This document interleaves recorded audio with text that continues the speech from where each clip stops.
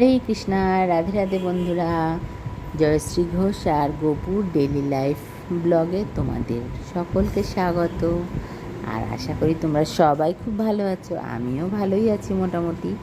দেখো, আজকে হচ্ছে কি পার্শ্ব একাদশী, আর তার জন্যই আমি কিন্তু এই ব্লগটা করেছি, তোমাদের সাথে শেয়ার করব দেখে। দেখো, আমার গোপাল সোনাকে আজকে দুধ, মধু আর বাতাসা দিয়ে কিন্তু আমি স্নান করেছি। আর তুলসী পাতা আর জল তো রয়েছেই, তুলসী পাতা, ফুল, জল দিয়ে গোপাল সোনাকে স্নান করে নিলাম। আর আজকে কিন্তু ওকে একটা নতুন জামা পরাচ্ছি। নতুন জামাটা কিনেছিলাম পুজোতেই, একদিন পরাবো ষষ্ঠী বা পঞ্চমীতে, কিন্তু ইচ্ছা হলো আজকেই পরিয়ে দিই, তাই আমি পরিয়ে দিলাম। যাই হোক, এখন গোপু সোনাকে সুন্দর করে সাজিয়ে দেব। সাজানোটা তোমরা দেখো। আর আজকের পার্শ্ব একাদশী তোমরা কারা কারা করছো অবশ্যই কমেন্ট করে জানিও। আর পার্শ্ব একাদশীটা হয় ভাদ্র মাসের শুক্লপক্ষে তিথিতে, শুক্লপক্ষে মানে পূর্ণিমা তিথিতে। আর এই যে একাদশীটা, এটাকে পার্শ্ব একাদশীর নাম করা হয়েছে এই কারণেই যে ভগবান শ্রীহরি বিষ্ণু বাম অঙ্গ থেকে ডান অঙ্গে হচ্ছে গিয়ে ডান দিকে মানে দক্ষিণ দিকে পার্শ্ব পরিবর্তন করে শোয়, তাই জন্যই এই একাদশীর নাম হচ্ছে পার্শ্ব একাদশী। আমি অত কিছু গল্প জানি না, তাই তোমাদের আমি পুরোটাই বলতে পারলাম না, তবে এইটুকুই জানি যে আজকের দিনে একাদশীটা খুবই ভালো একাদশী। এই একাদশীটা যদি পালন করা যায় তাহলে কিন্তু অনেক পাপের থেকে আমরা মুক্তি পেতে পারি, এবং আমরা পাপ তো অনবরত করেই চলেছি, তাই আমাদের উচিত যে একাদশীটা করা। তবে হ্যাঁ, অনেকেই বলে যে ফল, সাবু এইসব খেয়ে একাদশী করতে, কিন্তু সবসময় সবার পক্ষে সেটা সম্ভব হয় না, তাই অনেকে অনেক রকম করে।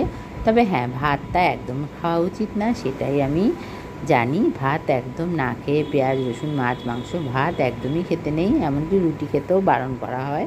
কিন্তু অনেক বাড়িতেই আছে এখনও একাদশীতে রুটি, লুচি, পরোটা এইসব করে খায়। তবে হ্যাঁ, এটার জন্য পানি ফলের আটাও কিন্তু ইউজ করা যায়, এই আটা না খেলেও হয়।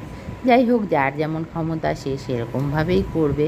অনেক শরীরে অসুস্থ মানুষ আছে যাদের পক্ষে উপোস করা একদমই সম্ভব না, তার মধ্যে আমি একজন পড়ি। আমার মোটেই হচ্ছে গিয়ে উপোস করা সম্ভব না, আমি ভীষণই অসুস্থ মানুষই আছি। যাই হোক, সেটা নয় পরেই শুনবে। দেখো, আগে তো গণেশ পুজো দিতে হয়, এই জন্য আমি আগে গণেশকে মুছিয়ে রেডি করে, তারপরে স্নান করিয়ে মুছিয়ে রেডি করে আগে গণেশকে আমি কিন্তু ভোগ নিবেদন করে দিলাম। আর এরপরে হচ্ছে গিয়েই আমার জয় জগন্নাথকে স্নান করাবো, আর আমার ওই গোপাল সোনাকেও স্নান করাবো। আর এখন সবাইকে আরতি করে নেব। ভোগ নিবেদন করে দিয়েছি মাখন, মিষ্টি আর কলা দিয়ে। এটা হচ্ছে দুপুরের ভোগেরটা তোমাদের কাছে দেখালাম। গোপাল সোনা তো উঠেছে 6:30টার সময়, তখন একবার ভোরবেলার ভোগ হয়েছে, তারপরে আরেকবার দুপুরবেলার ভোগ মানে 9টা, 11টা, 11:30 এরকম টাইমে হয়েছে। আবার এটা হচ্ছে প্রায় 2-2:30 নাগাদ। এখন কিন্তু আমি গোপুসোনাকে ভোগ নিবেদন করার পরে গোপুসোনাকে শুইয়ে দেব, তারপর বিকেলবেলায় তুলে 7টা, 7:30টার মধ্যে ভোগ দিয়ে আবার শুইয়ে দেবো। রাধে রাধে, সবাই ভালো থেকো। ভিডিওটি লাইক, শেয়ার অ্যান্ড সাবস্ক্রাইব করে যাও।